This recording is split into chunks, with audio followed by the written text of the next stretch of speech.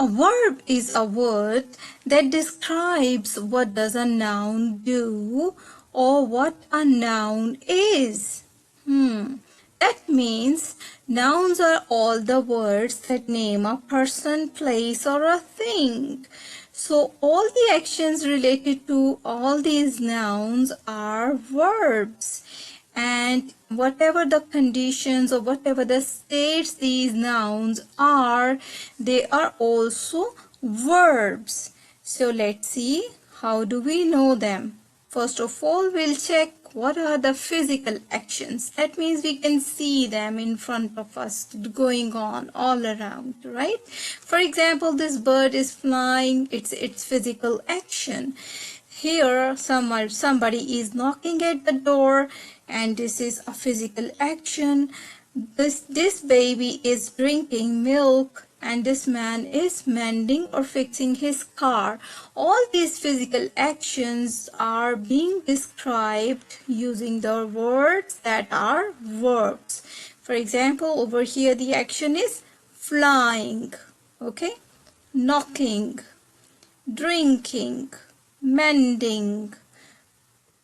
Likewise, when we cannot see any action, it is a mental action, or it is somewhere hidden in our mind and it's not in front of us. We use the verbs to describe those actions as well. For example, someone is sleeping and having dream, so he dreamt or she dreamt about a treasure, and it can be an idea popped into my mind. Hey, I'm confused. I don't know what to do. So all these mental actions, whether these are going on or they are telling the state of our mind, they are also being described using verbs. And when nothing is going on and no active action is going on, still these verbs, they help us describe what a noun is. Right now, this person shown in the picture is not feeling good, and we can use a word is to describe his condition. Ali is sick. So what is Ali? Ali is a noun. So here the noun is being referred, the state of noun is being referred. Verbs tell us what does a noun do, what is the action. They also tell us what is the time of that action or when the action takes place. For example, at present, Saad is a student. And what is his present action? He goes to school regularly. That means these two words, is and goes, are indicating present time. Earlier to present time, we have past time. That means before present, we have past time. In past, Saad was an active baby. And what was his action? His favorite action? He crawled across the floor. And these two words, was and crawled, and just by looking at them we understand that the time of action is not present, it is the past time. Likewise, when we are talking about the time to come, that is future time, we have some special words. Saad will be an officer. He will work in a bank. That means now the same person Saad, his future status is shown using the word will be, not is. Okay, Saad will be, and when his action is being described, he will work in a bank. That means we are now having a change in the words over here. So verbs not only talk about the action, it also talks about the time of that action. In English language, verbs have base form, present participle form, past participle form. Today we will see how we can make present and present participle form of verbs. First of all, we'll see how we add suffix s, es or ing to change the base form into present and present participle form. In all the regular verbs, we just add s in their base form to change them into their present form. First of all, let me tell you what my table is all about. In the first column, I have written the base form of different regular verbs, and in the next column, this is the present form that you can use with I, we, you, they or any plural word.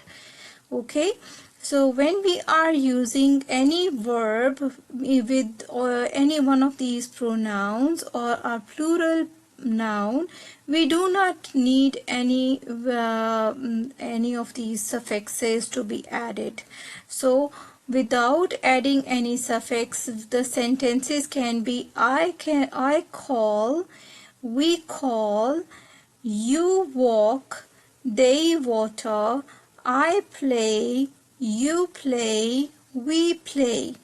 But for the present singular that we use usually for he, she, it or any singular name, that is he, can be Ali, can be Saad, can be Zan or any other name like John, Peter, or she can be for she you can have any proper noun, and for it you can take the name of any animal or thing. Alright, and when you are using these words into sentences in present form, in present tense, so how we make a sentence? He calls. We do not say he call. Then we add suffix s. Because it is a regular verb, so we add only s. Then when we are using it in a present participle form, we add ing. He is calling, you are calling, they are calling. Okay, likewise we add s to the present singular for he, she, it, and the word becomes walks. For base form it is walk. Present for I, we, you, they or any plural, walk. They walk, you walk. But when it is a singular noun, he, she or it pronoun, we add s. Okay, and to make a present participle, we simply add ing, nothing is there. And I know you remember, you already have been doing such things, right? So this is a kind of reinforcement. Water for the present tense plural and I, we, you, they pronoun. Water, we water, they water, I water my plants daily. And for the singular, we are not going to say he water, rather we will add s. He waters, she waters. And for its present participle, we can add ing without making any change to the base form. This is, the base form, water, and over here water. All these shown as black in black ink, they are indicating the base form of these verbs. Likewise, play become plays, playing. All right, so these are regular verbs, and we do not need any further changes. Just for we have to take care of singular and plural subject or the doer of action. If the doer of action is singular, we add s. If the doer of action is not singular, it is a plural name, it's a plural noun, it's a plural subject, then we do not add any s. And for present participle, we simply add ing. Now we will talk about some special verbs. These verbs have special endings like ch for attach, sh for polish, finish, double s for toss, x for fix. I have given you some of these examples just to make you understand that if the ending sound is ch, sh, s, k, so what do? We do not add suffix s, rather we add suffix es to make the present form of verb for he, she and it or any singular noun, right? Otherwise for ing there is no need of any change in that, just we add ing to make the present participle form of the verbs. Let's see these examples in the form of my table. Here is the base form: toss, search, finish, fix. So you can see these words ending in s, ch, sh, s. So what do? In the present for plural nouns, plural subjects, or you can say for pronoun I, we, you, they, we do not need any of the suffixes, so we are not going to make any change. But for present tense singular, particularly for singular names or singular nouns or the singular doer of action in a subject, okay, and if the subject is singular, pronoun he, she or it is there, then what do? We add suffix es. And for present participle, just ing, no change in there, right?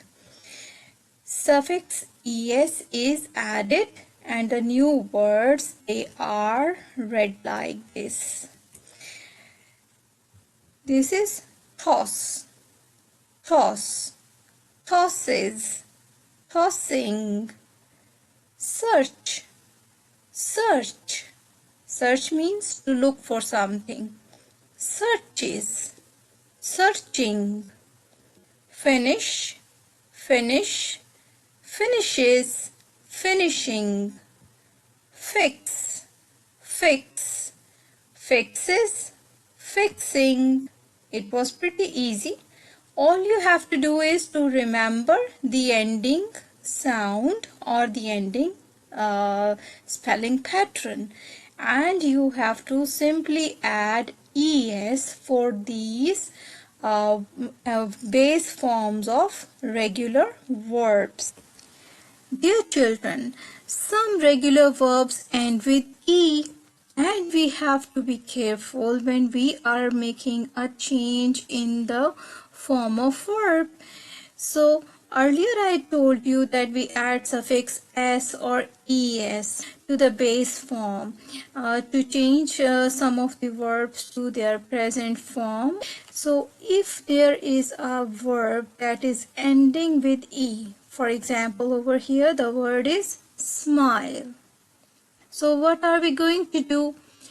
In changing from base form to present form, we will add s.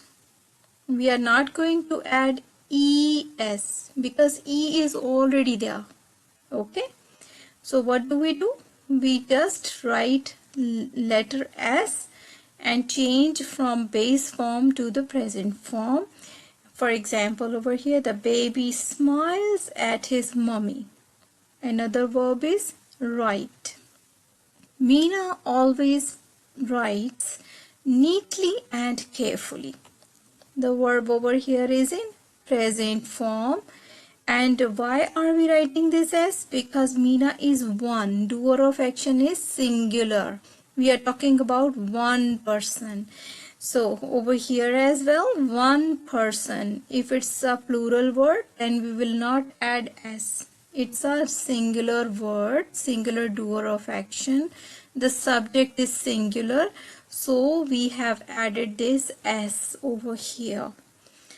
And when we are making a change from the base form to the present participle form, we have to remember something very special.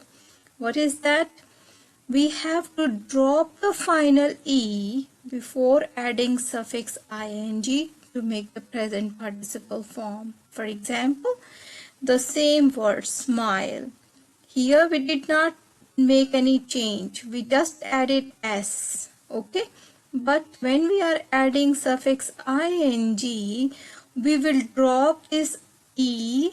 We will remove this e. We will not keep it. And the new spelling pattern would be smiling, smiling. The baby is smiling at his mummy. Present participle form of verb is smiling. Is there any e in it? No, we have dropped it. We didn't keep e. Okay. Another example of the same, I have chosen the same verb, write, just to make you clear.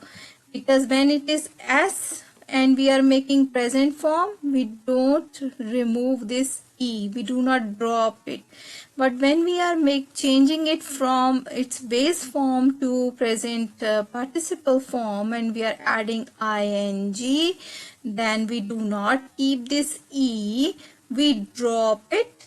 We remove it, we cancel it, we minus it, and the new spelling does not have this e in it. Okay, so write becomes writing without e. Okay, only ing is added. Meena is writing neatly and carefully. So let's see now some more verbs of the same nature, where we are adding only s and we are dropping this e before we add ing. As you can see over here, the word is base form is bake, arrive, chase. In the present, for plural and for the pronouns I, we, you, they, there is no need of any s or anything like that. But when we are using it for the present tense singular, we add s. We do not remove this e. E is already there. There is no need of making any change. Just add s. But for present participle, we do not have this e. The final e is removed. The final e is dropped. After dropping final e, we are adding ing. Okay, so the word becomes bake, bake, bakes, baking. Arrive, arrive, arrives, arriving. Chase, chase, chases, chasing. I hope you understand all